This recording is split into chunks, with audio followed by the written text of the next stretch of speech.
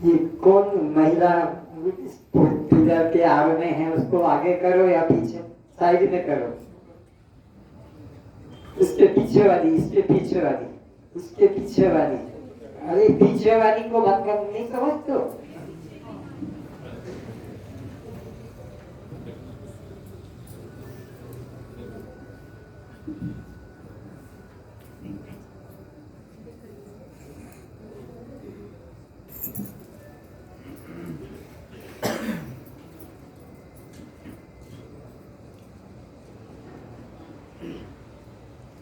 गुरुर्ब्रह्मा गुरुर्विष्णु गुरुर्देवो महेश्वरः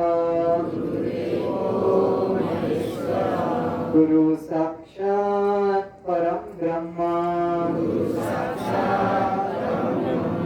तस्मै श्री गुरुवे नमः। अज्ञानतिमिरान्धस्य ज्ञानाञ्जनशलाकया चक्षुरुन्मीलितं येन तस्मै श्री गुरुवे नमः। मन्नाथ श्री जगन्नाथ मद्गुरुं श्री जगद्गुरुं मदात्मा सर्वभूतात्मा तस्मै श्री गुरुवे नमः। असतो मा सद्गमय तमसो मा ज्योतिर्गमय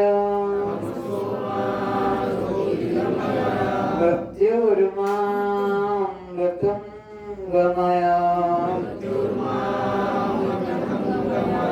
ओम शांति शांति शांति।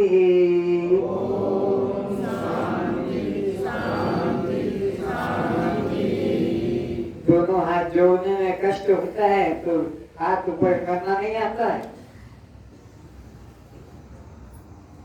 जब भी प्रार्थना करते हैं गुरुदेव से तो दोनों हाथ छाती के पास आ जाना चाहिए।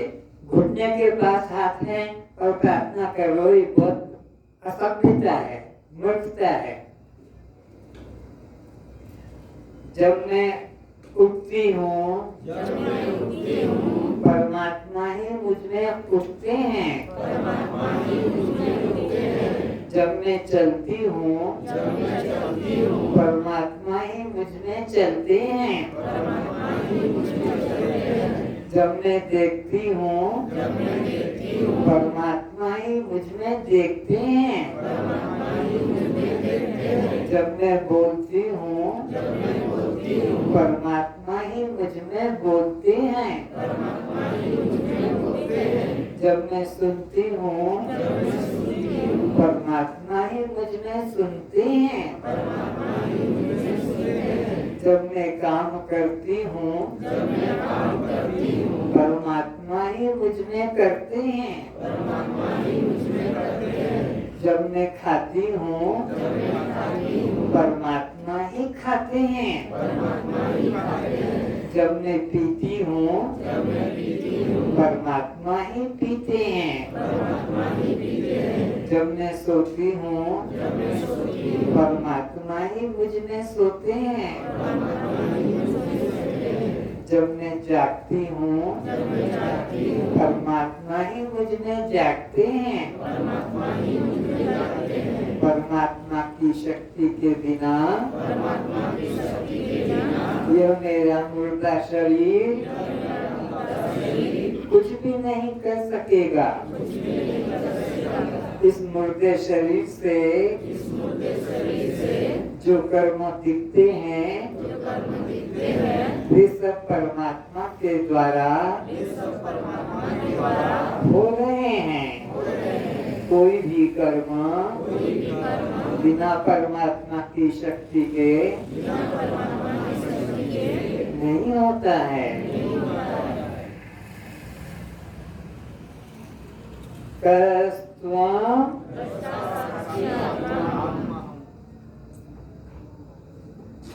आप जड़ हैं, दृश्य हैं, अनात्मा है, शव है, पर प्रकाश है, बद्ध है, तो फिर जन्म मरण किसको,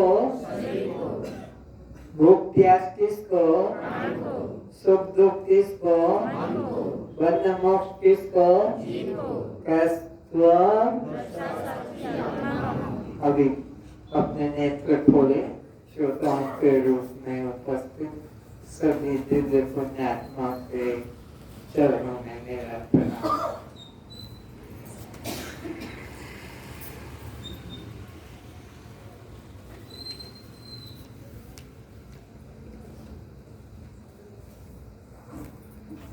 अस्तुमा सद्गमय का क्या अर्थ है? बोलो जिसको मालूम है।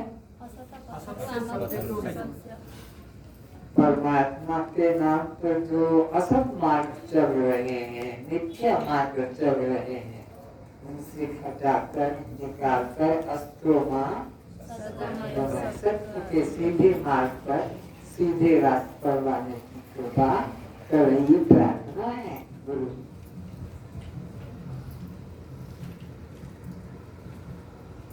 तमसोमा ज्योतिर्गमय का क्या मतलब है? अज्ञान अंधकार से हमें हटाकर परमात्मा के दिव्य ज्ञान प्रकाश में लाने की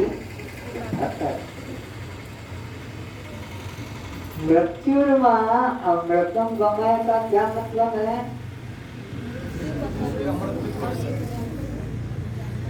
ये जो हमारा जन्म मरण का जो चल रहा है अनादिकाल से चक्र, इससे हटाकर जन्म और मरण के चक्र से हटाकर अखंड अमृतात्मा का, सच्चिदानंद आत्मा का अनुभव कराने की कृपा करें।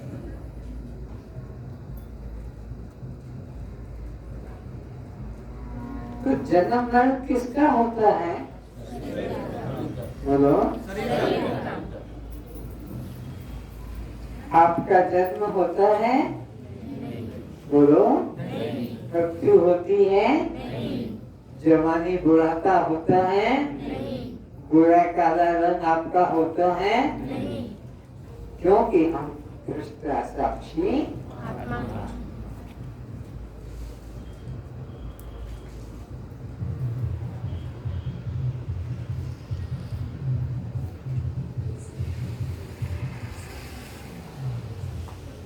आप कब सोते हैं?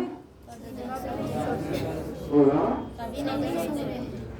जब हम अपने को शरीर मानते हैं तब हम सोते हैं। हम कब से सोते आ रहे हैं? ना, कभी जागने का मौका ही नहीं आया। राम आकर चले गए, कृष्ण आकर चले गए, शंकराचार्य आकर चले गए, कबीर आकर चले गए, नानक आकर चले गए, लेकिन हम सोते थे। कोशिश की, झकझोरा पकड़ पकड़ के हिलाया, लेकिन सो गए। पर ये जो शरीर अभी आप भाग लिए हैं, ये और सोने नहीं देगा, ये आपको जगा कर ही रखेगा।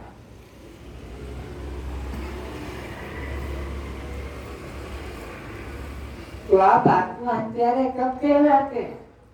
जब हम अपने को देह मानते हैं। जब हम अपने को देह मानते हैं तो हम आत्महत्यारे आपका महान गति जा रही। तो फिर आप ब्रह्म हत्यारे क्यों कहलाते हैं? जब ब्रह्म को मंदिर हम अपने को परमात्मा से, वो मंदिर में, मूर्त में, चित्र में, स्वर्ग वैकुंठ में, ध्यान में अपने से जब अलग परमात्मा को दूर मानते हैं तो हम ही ब्रह्म हत्यारे होते हैं। इसको पक्का कर लो ताकि फिर दुख ना हो कि हम तो मंदिर नहीं गए, हम तो तीर्थ नहीं गए, हम तो ध्यान में नहीं देख पाए। अपने से अलग मानना ही ब्रह्म हत्या करना है।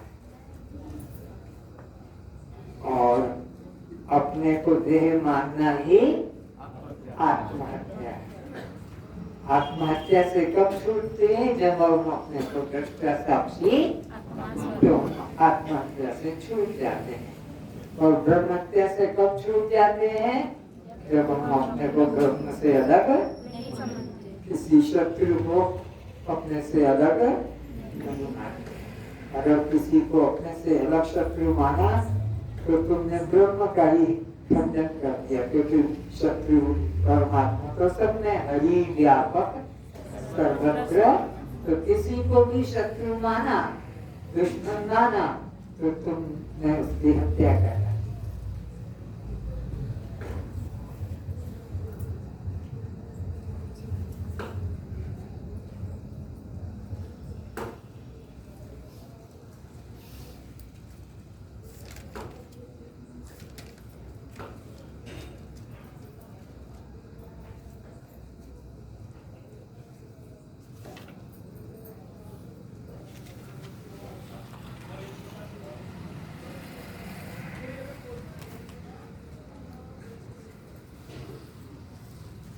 आत्मा के क्या लक्षण है? शस्त्र से कटता नहीं, आग से जलता नहीं, जल से पीता नहीं, पवन से सूखता नहीं। अनात्मा के 4 लक्षण क्या हैं? शस्त्र से कट जाता है, आग से जल जाता है, पानी से सूख जाता है, पवन से सूख जाता है। अखंड किसे कहते हैं? सब काल में, जो सत्ता, सब देश, सब काल, सब रूप में उसे अखंड कहते हैं। असंग किसे कहेंगे? जिसका कोई जाति बंधु, जिसका कोई अन्य जाति का संबंधी और जिसके अंग प्रत्यंग न हो, ऐसी सत्ता को असंग कहते हैं। आत्मा को कौन सी सत्ता कहेंगे?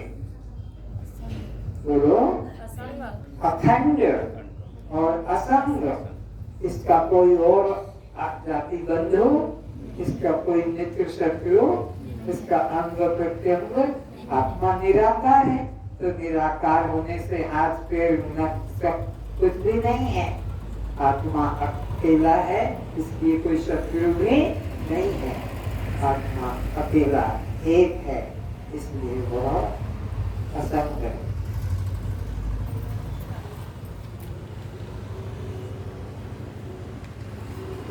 शरीर में और मेरे में कौन असंग है और संग वाला है? शरीर संग वाला है, उसके जाति बंधु पिता माता, लेकिन मेरा कोई पिता माता, मेरा कोई जाति बंधु, इसलिए मुझ में और आत्मा में कौन संग वाला है और कौन असंग है? शरीर। बाप है, माँ है, बेटा है, भाई, शरीर के।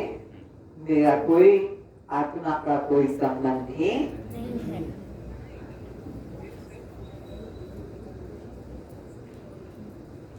शरीर में और आप में कौन अखंड है और कौन खंडित है? शरीर का खंड हो जाता है, अग्नि से जल जाता है, शस्त्र से कट जाता है, पानी में डूब जाता है, पवन से सूख जाता है। लेकिन मैं आत्मा कैसा हूँ? न मेरे को कोई नष्ट कर सकता है, न मार सकता है, न जला सकता है, न खंड कर सकता है। जन्म दिवस किस बात का प्रतीक है? कौन उत्तर देगा? जन्म दिवस हमें क्या शिक्षा देता है कि इतने वर्ष में बड़ा हो गया, मर गया। मेरी जो निश्चित आयु थी, भगवान ने जितनी मेरे को उम्र देकर माँ के घर से बाहर किया था, तो अब इतने वर्ष जो मेरे बीत गए, ये मेरी निश्चित आयु में से कम हो गए। तो जन्म दिवस इस बात का संकेत है कि इतने वर्ष तुम मर चुके हो। जन्म दिवस मनाना, मिठाइयाँ बांटना, नाच गान करना, ये मूर्खों का काम है, मूर्ख बुद्धिहीन का। अरे मेरी जो निश्चित आयु लेकर मैं जन्मा था माँ के गर्भ से, उसमें से मैं इतने वर्ष बोलो मर चुका हूँ, बीत चुके हैं, और कितना बाकी इसका कोई पता। अगला समय मेरा क्या होगा, अगला दिन क्या होगा, मुझे कुछ पता नहीं।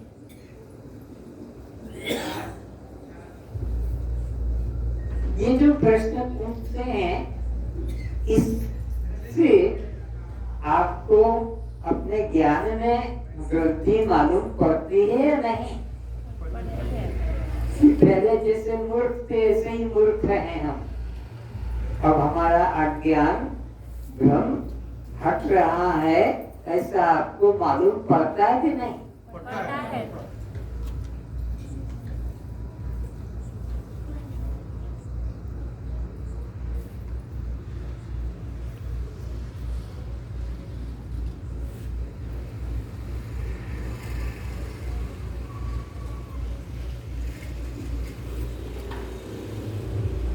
उपवास किसे कहते हैं? भूखे मरने का नाम उपवास है, या शाकाहारी चीजें खाने का नाम उपवास है? उपसमेते यो वासः जीवात्मा परमात्मा, परमात्मा की समीपता का अनुभव करना, सो ये असली उपवास है।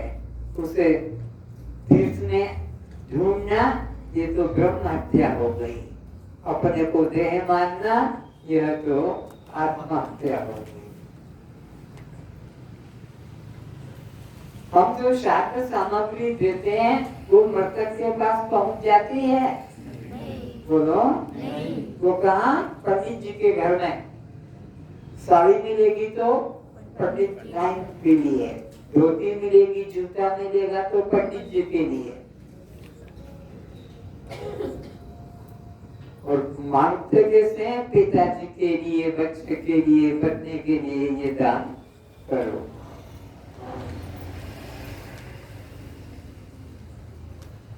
गीता में किस यज्ञ को सबसे श्रेष्ठ कहा है? ज्ञान यज्ञ को श्रेष्ठ कहा। भगवान सबसे ज्यादा किससे प्यार करते हैं? ज्ञानी पुरुष से। ज्ञानी प्रभु विशेष प्यारा। रामायण ने कहा भगवान को विशेष प्यारा लगता, तो गीता ने कहा ज्ञानी तो मेरी आत्मा। स्नान कितने प्रकार के हैं? कौन कौन से? शारीरिक, मानसिक, आत्मा।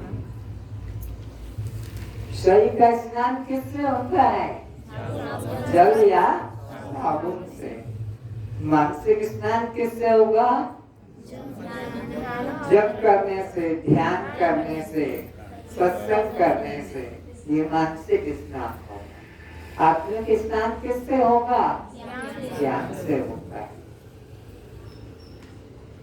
शरीर का स्नान का फल क्या है? शरीर की मैल आलस्य की निवृत्ति, यही बस है। मुक्ति का कोई संबंध नहीं। पूर्णिमा पे नहाओ कि कुंभ में नहाओ कि एकादशी, शरीर की शुद्धि बस निर्मलता हो, मैल पसीना सुस्ती आलस्य निकल जाए। मानसिक स्नान का क्या फल है? ब्रह्म जिज्ञासा, परमात्मा को पाने की इच्छा जग जाए। अभी जितने आप बैठे हो सब ब्रह्म जिज्ञासु हो, तो आपके दो स्नान पूरे हो गए, शारीरिक स्नान और दूसरा हो गया मानसिक स्नान। दो स्नान हमारे पूरे हो गए। तीसरा स्नान कौन सा है? आत्मिक स्नान। वो कब पूरा होगा?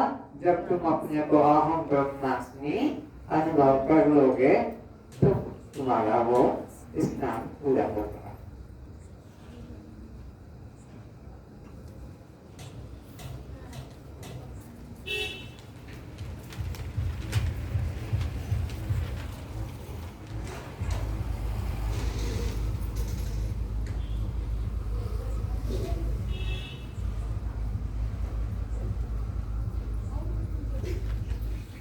एक लाख वेद मंत्र किस उद्देश्य की पूर्ति के लिए है, कोई बताए? मन वचन कर्म से 80,000 मंत्र तो मन दोष की निवृत्ति के लिए, 16,000 मंत्र तो विक्षेप दोष की निवृत्ति के लिए है और 4,000 मंत्र तो आवरण दोष को दूर करने के लिए।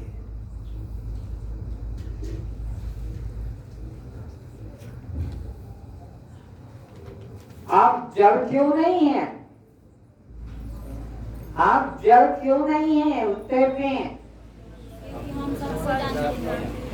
जड़ वस्तु हिलती डुलती चलती फिरती, हम तो हिलते डुलते चलते फिरते, इसलिए हम जड़।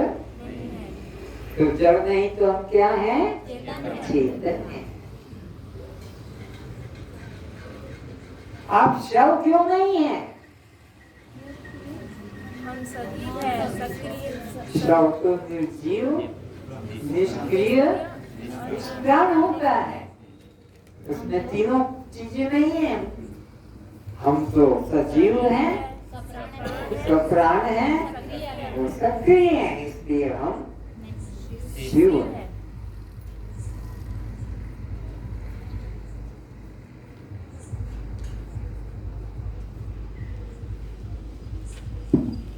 आप अपने को दृष्टा कैसे मानते हैं? अरे तुम दृश्यों की दृष्टा, तुम अपने को दृष्टा कैसे मान लेते हो? तो हम सबको देखते हैं, हमें कोई देखता दृष्टा की पहचान है, जो सबको देखे पर उसको कोई घूमे।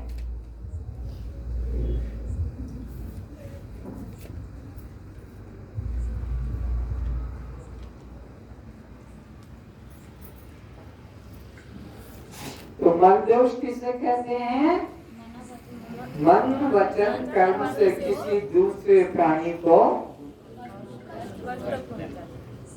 दुख देना और अपने को देह मानना, ये मल दोष वाले की पहचान है। मन वचन कर्म से, चाहे पत्नी को दुख दे रहे हो कि पति को दुख दे रहे हो, पिता को दुख दे रहे हो कि माता को दुख दे रहे हो, कि नौकर को पड़ोस, किसी को भी मन वचन कर्म से दुख देने का मतलब है ये मल दोष वाला है। इसके लिए 80,000 मंत्र की साधना है ताकि मल दोष कट जाए और यह दोष से मुक्त हो जाए। विक्षेप दोष किसे कहते हैं?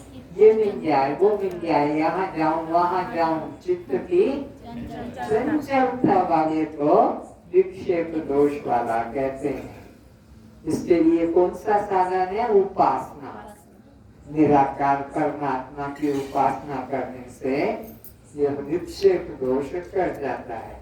साकार रामकृष्ण शंकर देवी दुर्गा एकादशी ये करोगे तो मन चंचल होगा, अभी ये करना है, अभी वो करना, अभी ये लाना, अभी वो लाना है। तो इस तरह से निराकार परमात्मा की उपासना करने से, सत्संग करने से विक्षेप दोष कट जाता है। आवरण दोष किसे कहते हैं? अपने को आवरण, अपने को देह मानना और परमात्मा को, इसको दोष कहते हैं। दोष की दूरी के लिए कौन सा साधन है? ज्ञान साधन है। ज्ञान से ये दोष दूर होता है।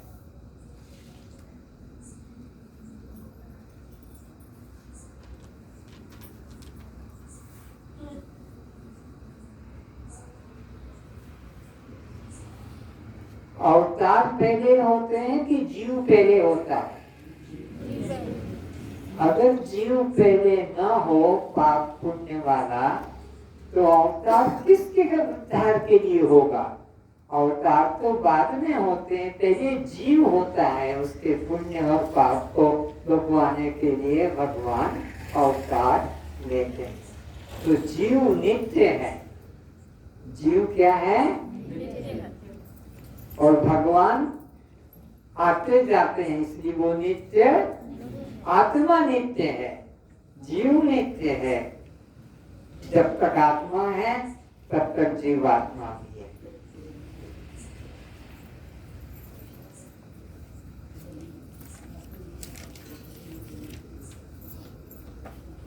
तो ब्रह्मा विष्णु पहले है कि जीव पहले है? जीव पहले है। जीव पहले है। अगर जीव ना होगा तो ब्रह्मा किसके लिए सृष्टि करेगा? ब्रह्मा विष्णु किसका पालन करेगा? और शंकर किसका संहार करेगा? तो जीव पहले। ये भूल बातें समझ लो।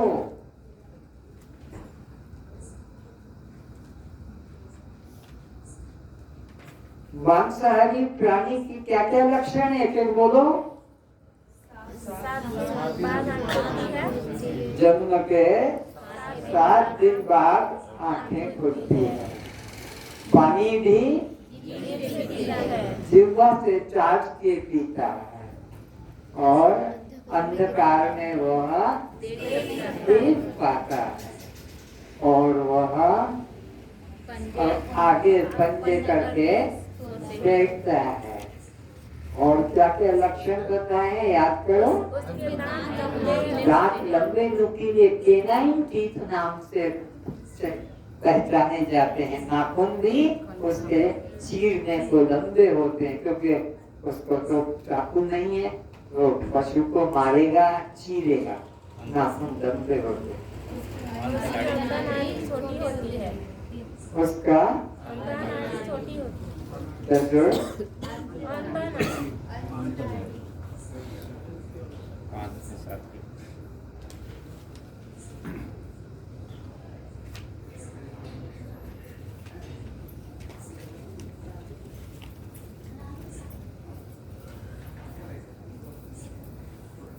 अब हम विचार करने जा रहे हैं अनादि सृष्टि चक्र।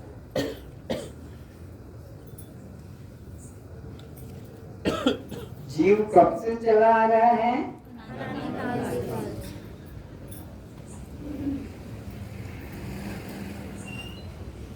और ये कब तक चलता रहेगा? जब तक आत्मज्ञान।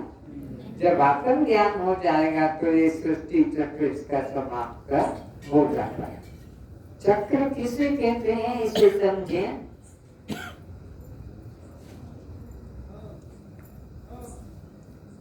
इसे चक्र कहते हैं।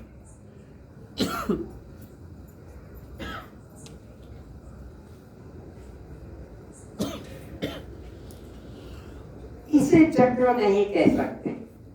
कहीं शुरू कहीं खत्म, ये चक्र नहीं।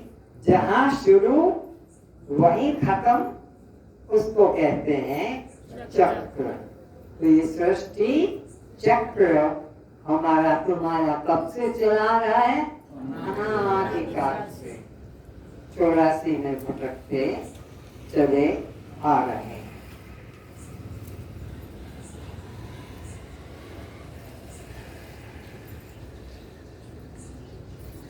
अंडा पहले होता है कि मुर्गी पहले होती है? बोलो। अंडा किसने दिया? मुर्गी कहाँ से आई? अंडा कहाँ से आया? मुर्गी कहाँ से आई? उसको कहते हैं अनाज। चलते ही आ रहा है। ये शरीर कहाँ से आया? इसके पहले के कर्म। वो शरीर कहाँ से आया? उसके पहले के कर्म। वो शरीर कहाँ से आया? उसके पहले के कर्म। वो शरीर कहाँ से आया? उसके। तो अनादि सृष्टि चक्र हमारा चला आ रहा है। कहीं शुरुआत दिखाई नहीं पड़ती कि अंडा को पहले कहें कि मुर्गी को पहले कहें। ये अनादि है।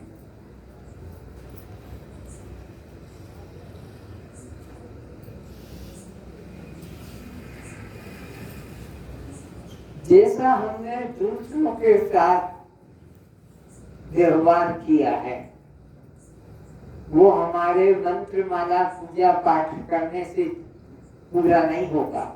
हमारे साथ भी वही घटना घटेगी। हमने हत्या की है, हमारी हत्या होगी। हमने चोरी की है, हमारी चोरी होगी। हमने किसी का खून किया है, हमारा खून होगा। मंत्र माला पूजा पाठ से हमारे कर्म पूरे होने वाले। हमारे जैसे जैसे व्यवहार दूसरों के प्रति हो रहे हैं हमारे साथ वही घटना घटेगी। तुम्हें पता हो या ना हो, लेकिन तुम्हारी भी हत्या, तुम्हारी भी चोरी, तुम्हारे संग में भी दुराचार होगा। जो जस करे सो तस फल चाखा।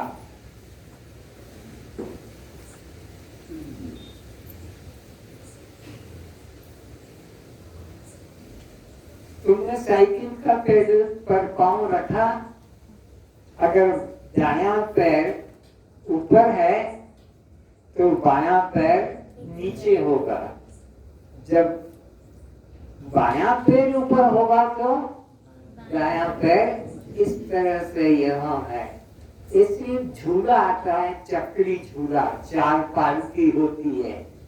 4 बच्चे बैठ जाते हैं, 4 मनुष्य बैठते हैं। तो 4 में जो ऊपर वाला है वो जब नीचे चला जाएगा तो नीचे वाला ऊपर आ जाएगा। जो आगे वाला है वो पीछे चला जाएगा और पीछे वाला, क्योंकि 4 उसमें पालकियां होती है। ये सृष्टि चक्र है, इससे कोई बच नहीं सकता। तुम जिसके साथ जो व्यवहार करोगे, तुम मांस मछली खाओ फिर तुम्हारे को खाया जाएगा। तुम किसी की हत्या करो फिर वो तुम्हारी हत्या करेगा, बच नहीं सकता। जो जस करे सो तस फल चाखा। ओम न काहो सुख दुख कर दाता।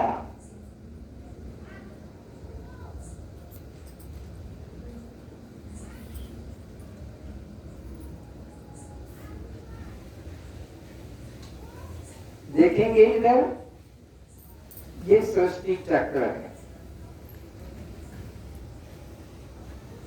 इसके 3 विभाग कर दिए हैं।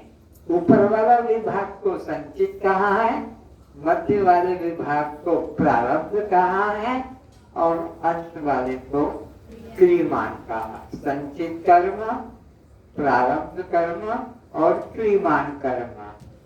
अभी जो ये संचित कर्म यहाँ है, इसी में से तुम्हारा ये शरीर जो वर्तमान में है इसको प्रारब्ध कहें। ये शरीर को कौन सा शरीर? प्रारब्ध, किस्मत, भाग्य, लक, फॉर्चून कई नामों से पुकारा जाता है। तुम्हें दुख आता है, सुख आता है, मान मिलता है, अपमान मिलता है, चोरी होती है, हत्या, ये सब क्या है? प्रारब्ध। जैसा हमने दूसरों के साथ पहले जन्म में किया है, अब वो घटना हमारे साथ घट रही है, प्रारब्ध कर्म। और अभी जो यहाँ कर्म कर रहे हैं इसका फल आगे भोगने को मिलेगा, इसको कहते हैं क्रियमान कर्म। अभी बोया अभी नहीं काट पाओगे। कोई बीज 5 महीने में, कोई बीज 2 महीने में, कोई बीज 1 साल में, कोई 5 साल में। सब बीजों का अलग अलग क्रम है। तो हमारे कर्म जैसे जैसे हमने अभी वर्तमान में कर रहे हैं, इसका फल हमको उसी प्रकार भोगना पड़ेगा। तो ये सृष्टि चक्र अनादिकाल से है, इसमें हम भाग ले रहे हैं। अभी वर्तमान में प्रारब्ध भोग, ये जो दुख आ रहा है, बीमारी आ रही है, हत्या हो रही है, चोरी जारी हो रही है, जो कुछ भी अपमान मिल रहा है, ये सब हमारे पूर्व कर्म के अनुसार मिला। जो हमने बोया है वही तो काटेंगे, जिसको बोया नहीं वो काटेंगे कैसे? तो ये प्रारब्ध भोगने का है। जो संचित हमारा कर्म खेत में पड़ा था पहले जन्म में, जो शुभ हरे और ये बिना पत्ते वाले अशुभ, ये पुण्य का प्रतीक है, ये पाप का प्रतीक है। जीव के द्वारा दो तरह के कर्म होते हैं, या तो अच्छे कर्म होते हैं पुण्य के रूप में, या बुरे कर्म होते हैं पाप के रूप में। इसके दो, ये पाप का विभाग है और ये पुण्य का विभाग है। तो ये जो पुण्य कर्म हमने पिछले जन्म में किए थे, उसमें जो कर्म बीज सबसे बड़ा था वो आगे आ गया और उससे ये शरीर मिल गया। ये हमारा शरीर मिला पुण्य कर्म के प्रताप से। क्या क्या मिला है? पिता माता अनुकूल, संतान अनुकूल, जीवन में निर्वाह करने के सब साधन है, सम्मान हमको मिलता है, किसी प्रकार का कष्ट नहीं मिलता है। और इसी व्यक्ति के द्वारा भविष्य के लिए जो कर्म बनते हैं उसको कहते हैं क्रियमान कर्म। तो संचित कर्म, प्रारब्ध कर्म और क्रियमान कर्म, तीन प्रकार के कर्म है। तुम्हारे जीवन में सुख घट रहा है तो ये पुण्य का फल है कि पाप का? पुण्य का। और तुम्हारे जीवन में केवल दुख घट रहा है तो ये किसका फल है? पाप का फल है। तो स्वस्थ शरीर, जीवन में संतोष, अनुकूल परिवार, आज्ञाकारी परिवार, आज्ञाकारी संतान, भौतिक सुख, धन, संपन्न, विद्या, ये सुखी जीवन वाले का चरित्र बता दिया। जिसने पहले जन्म में पुण्य कर्म किए थे, संचित में से ये भोगने को मिला। और अभी आप में क्या क्या विचार आ रहे हैं क्रिया में? क्रियमान में नेत्रदान करना। हर व्यक्ति को, जितने बैठे हैं, मरने के पहले अपने घर में पत्नी को, बच्चे को या पिता माता को बता दो कि जब मैं मर जाऊंगा, जब ये शरीर मर जाएगा, तो उससे 6 घंटे के अंदर, मर जाने के 6 घंटे बाद तक आई हॉस्पिटल वालों को बता दें, ताकि वो मृतक शरीर की 2 आंख निकालकर 2 अंधों को रोशनी दे सकता है। बहुत ध्यान से सुनना। और कोई जीवन में पुण्य किया हो या न किया हो, और कोई अच्छा काम किया हो या ना, लेकिन ये तो संकल्प कर लेना, घर में जाकर बता देना, लिख कर दे देना कि जब मेरा शरीर समाप्त हो जाए, दुनियादारी की दृष्टि में जब ये शरीर मर जाए, तो डॉक्टर को सूचित कर दे आई हॉस्पिटल में कि हमारे घर में एक मृतक है, उसकी आंखों को ले जाओ। तो वो जानते क्या करेंगे? संग संग आपकी आंखों को 10 मिनट में आपके घर आकर निकाल कर ले जाएंगे और 2 अंधों को वो रोशनी दे देंगे। 2 अंधों, आपकी आंख, एक पुरुष की आंख 2 अंधों को जीवन में रोशनी दे सकती है।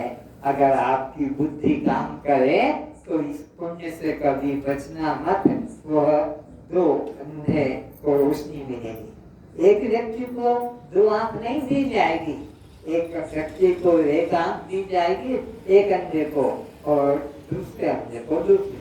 25 लाख लोग हमारे यहाँ आंखों से अंधे हैं। 25 लाख अंधे, वो न सूरज को देख पाते हैं, न चांद को देख पाते हैं, न तोते को देख पाते हैं, न गाय को देख पाते हैं, न वो पिता को, न माता को, न पत्नी को, न अंधे हैं।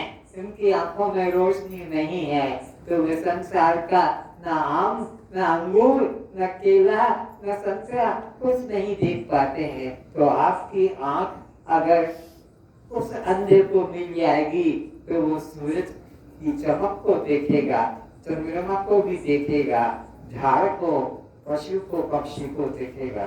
तो हर व्यक्ति को नेत्रदान का संकल्प करना चाहिए, जिससे कि दो अंगों को रोशनी मिल जाती है। तो इस तरह से रक्तदान भी करना चाहिए। अपना ब्लड ग्रुप निकला कर रख लेना चाहिए, और जब कोई बीमार हो, ब्लड की जरूरत हो, तो ब्लड डोनेशन भी करना चाहिए। जिसका जो इसने तो अपना पूरा शरीर दे रखा, पूरा शरीर, ना ब्लड की बात कर रहा हूँ ना आँख की, पूरा शरीर, जो जो अंग काम आए उपयोग में ले लेना इसने सूचित कर रखा है। सब तरफ इसने आँख के लिए तो आप लोगों को कहा जा रहा है, लेकिन शरीर का मरने के बाद भी बहुत से अंग डॉक्टर लोग निकाल लेते हैं और उपयोग में ले लेते हैं। इस तरह से आपको अपना रक्तदान करना है, नेत्रदान भी करना है, और जो भी आपकी संपत्ति है उसको अनाथाश्रम में, विकलांगाश्रम में, बाल आश्रम में या किसी और जगह पर भी देना। नहीं तो ये घर वाले सब अपना मांस मछली खाएंगे, अंडा खाएंगे, चोरी जारी दुष्कर्म में लगाएंगे।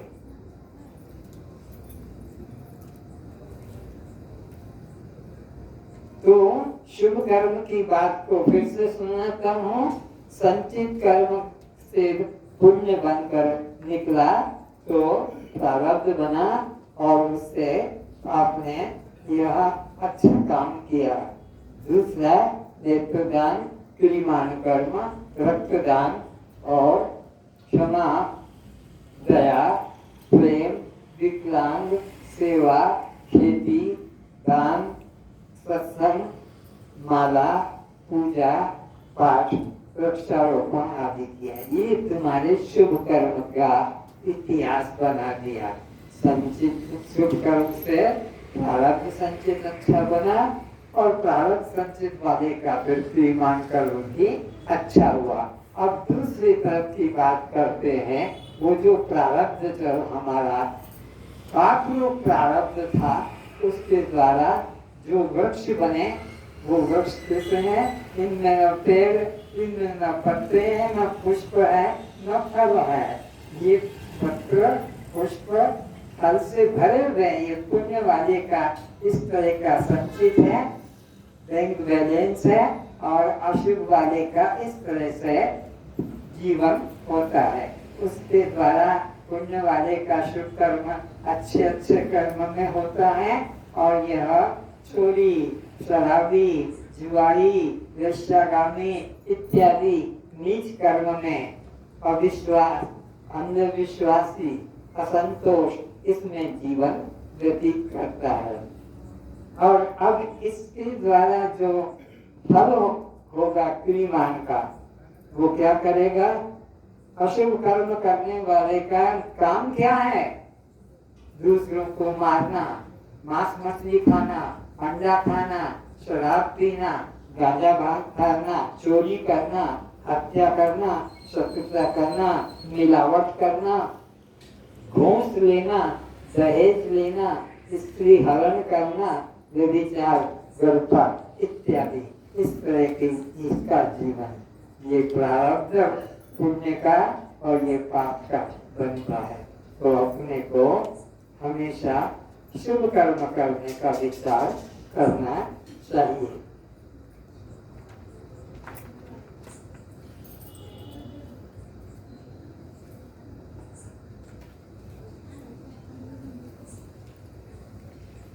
भगवान श्री कृष्ण जी गीता के अंदर अर्जुन को कहते हैं, अर्जुन, जैसे प्रज्वलित अग्नि ईंधन को भस्म कर देती है, वैसे ही ज्ञान रूप अग्नि संपूर्ण जीव के पाप कर्मों को जला देती है। इसलिए ज्ञान को पाने में रुचि करना चाहिए। जो कर्म कर दिए उनको तो मिटा नहीं सकते हैं, पर ज्ञान अग्नि से जला सकते हैं।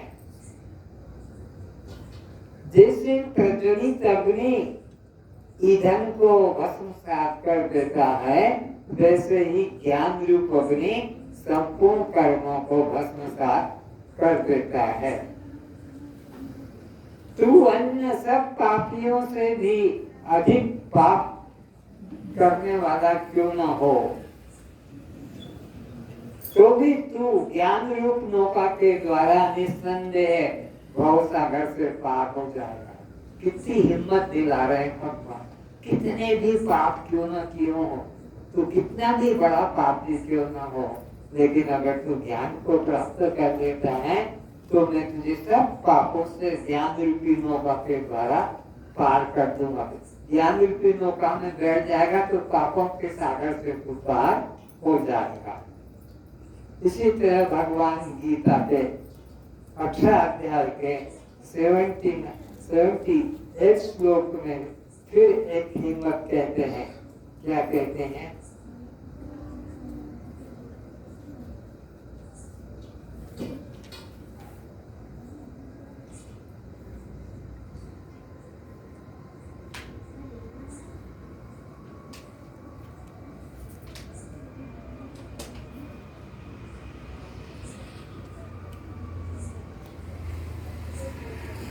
जो पुरुष मुझ में परम प्रेम करके इस परम रहस्यमय गीता शास्त्र को मेरे भक्तों में कहेगा, वह मुझको ही प्राप्त होगा। इसमें किंचित भी संदेह नहीं करना है। सबसे बढ़कर मेरा प्रिय कार्य करने वाला मनुष्यों में कोई भी नहीं है, तथा पृथ्वी में ज्ञान से बढ़कर मेरा पृथ्वी पर कोई भी प्रिय नहीं है। ज्ञान मुझे सबसे प्रिय लगता है।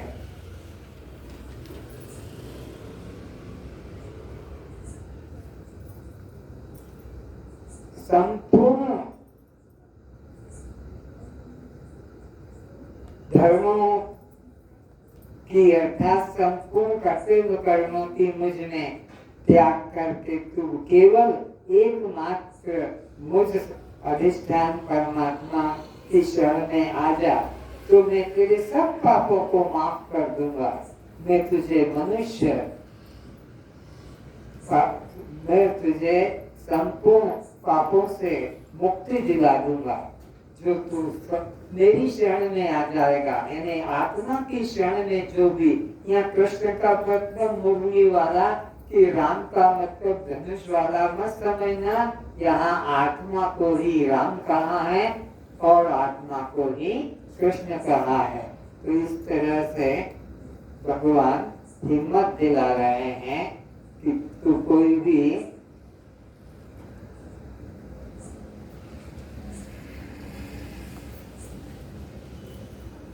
मेरी शरण में, ज्ञान की शरण में आ जाएगा तो मैं तेरे को सब पापों से मुक्त कर दूंगा।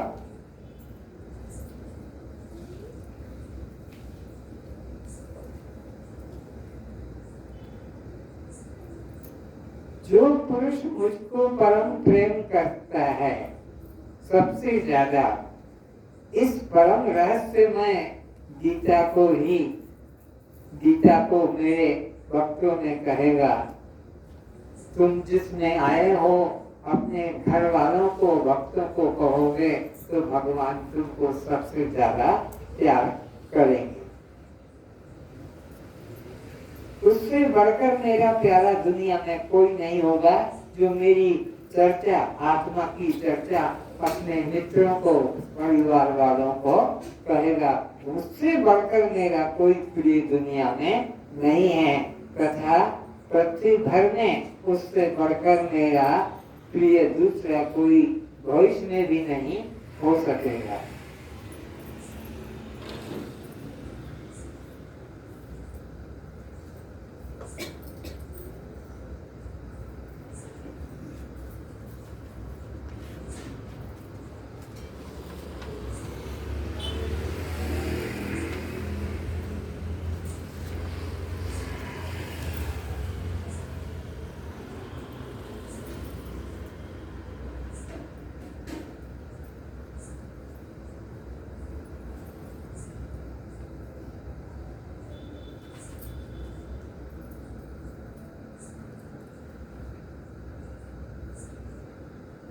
तो पत्थर की पूजा परमात्मा की पूजा नहीं है, जल की पूजा परमात्मा की पूजा नहीं है, प्राणी की पूजा ही परमात्मा की पूजा है।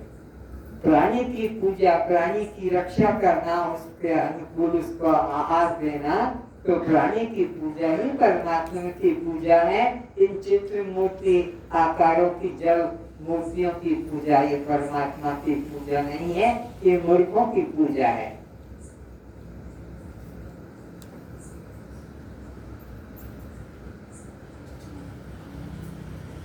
मुर्गी काट रहे हैं, गाय काट रहे हैं, पत्थर की मूर्ति पर चढ़ा रहे हैं। सोचो कितने मूर्ख हैं। जिंदा गाय, जिंदा छेली, जिंदा जो है जीव, उसको काट रहे हैं और किसके आगे रख रहे हैं? जो पत्थर की मूर्ति, जिसमें ना वो पानी पीता है, ना अन्न खाता है, ना देख पाता है, ना चल पाता है। ऐसा ये मूर्ख समाज है कि जिंदा को मार के और मुर्दे के आगे डाल रहा है।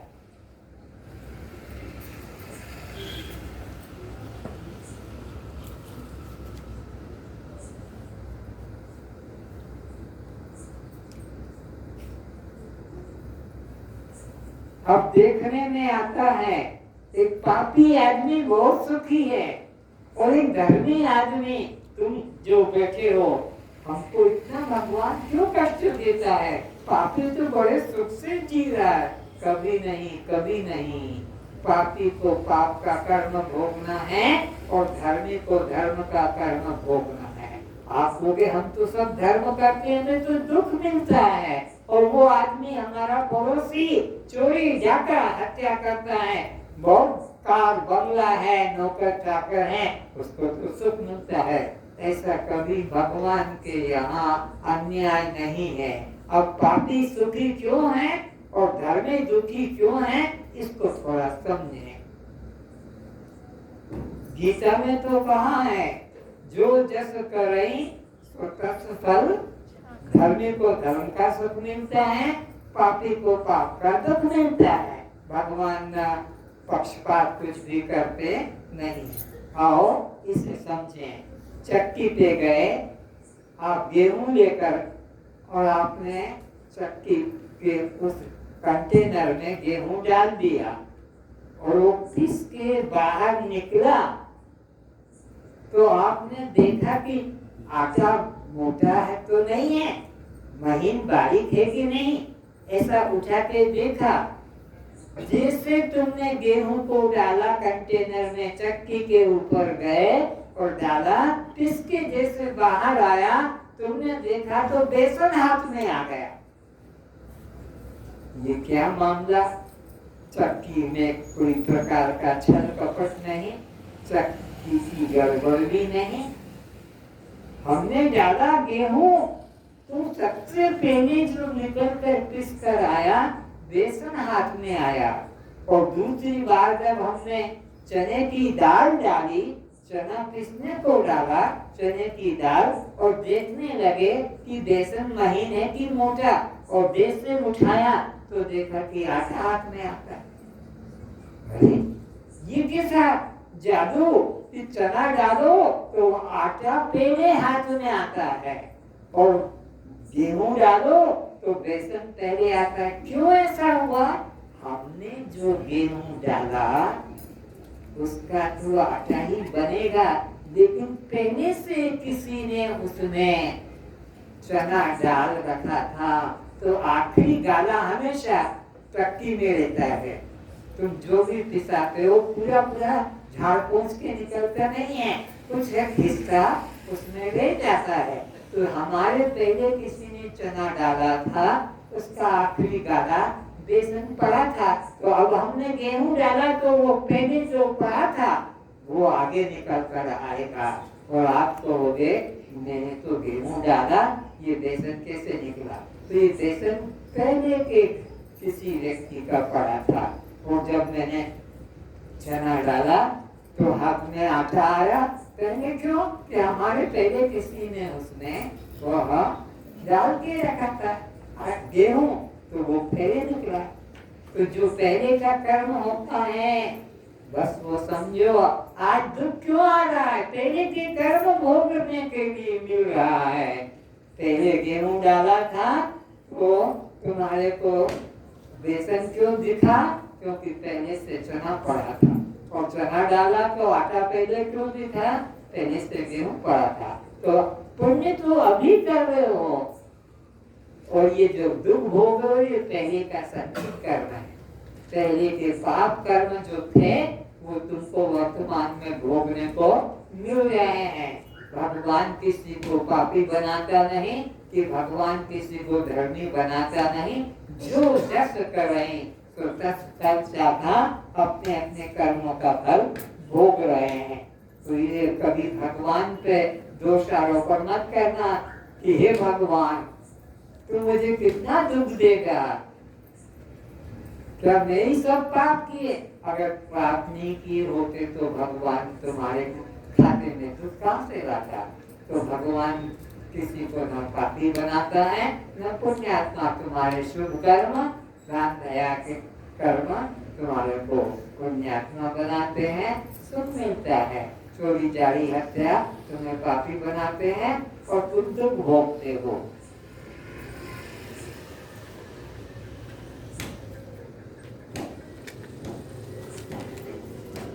तो वर्तमान के जीवन में जो दुख आता है कहाँ से आता है? भगवान देता है कि हमारा कोई शत्रु देता है कि हमारे कर्म देते हैं? हमारे कर्म जो जस करे सो तस फल चाखा। इसलिए कर्म को सुधारो, कभी भी अशुभ कर्म मत करो।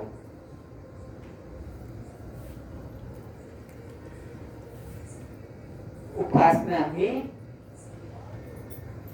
दो प्रकार की होती है, साकार और निराकार। इसे अभी पिक्चर के रूप में देखेंगे, सावधान होकर देखें और देखें पिक्चर के रूप में कि किस तरह से यह जीव को फल मिलता है।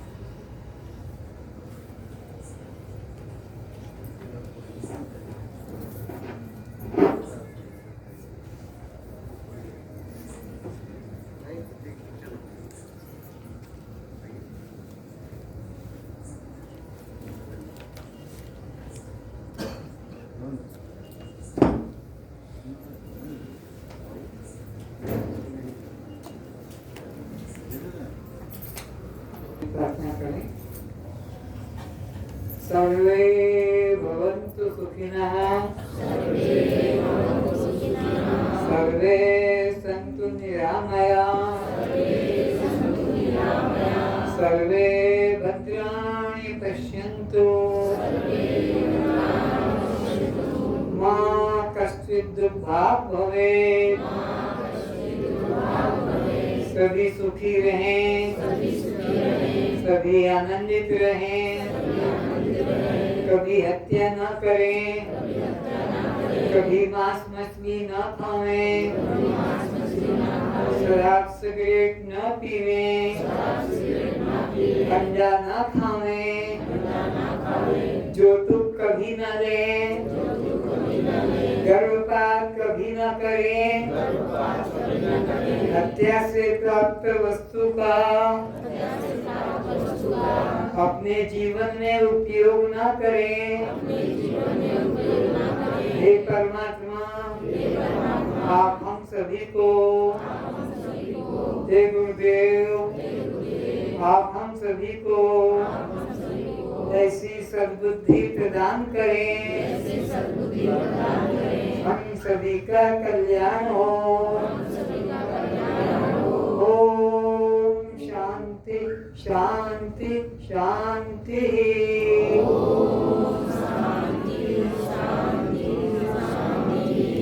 सभी अपने नेत्र खोलें। श्रोताओं के रूप में उपस्थित सभी दिव्य पुण्यात्माओं के चरणों में प्रणाम।